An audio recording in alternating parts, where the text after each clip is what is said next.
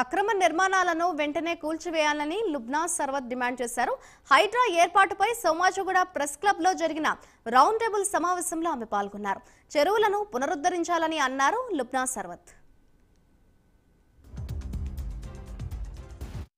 ఈ రోజు ఇప్పుడు ఇందాక చూసిన మేరకు ఆర్టీఐ లో వాళ్ళు 6300 ఎకరాలు ఇచ్చారు.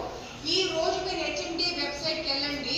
వీళ్ళు 2019 లో అప్పుడున్న ఆఫీసర్స్ వాటర్ బోర్డ్ ఆఫీసర్స్ 300 ఎకరాలు ఏకంగా తగ్గించేసి 6039 ఏకర్స్ 6000 ఏకర్స్ మ్యాప్ అప్లోడ్ చేశారండి. మీకు ఇంకొక చెప్పాల్సిన విషయం ఏంటంటే ఇప్పుడు జనవాడ కేసు ఏదైతే కేటీఆర్ గారు నేను లీజ్ లో తీసుకున్నాను అని చెప్పి ఇప్పుడు రిట్ ఫైల్ అయిపోయింది కదా, ప్రదీప్ కుమార్ ఫైల్ చేశాడు కదా జనవాడ ఫామ్ హౌస్ గురించి. అందులో ఆయన ఈ 300 ఎకరాలు తగ్గించేసిన మ్యాప్ వేశాడు. గమనించండి, 300 ఎకరాలు ఏదైతే ఆయన ప్రభుత్వంలో ఆయన మినిస్టర్ ఉండగా ఏదైతే తప్పుడు మ్యాప్ వాళ్ళు అఫీషియల్ గా డిక్లేర్ చేశారు 2019 లో సిగ్నేచర్స్ ఇప్పటికి ఉన్నాయి. ఆ మ్యాప్ సబ్మిట్ చేశారు ఆయన కోర్టుకి.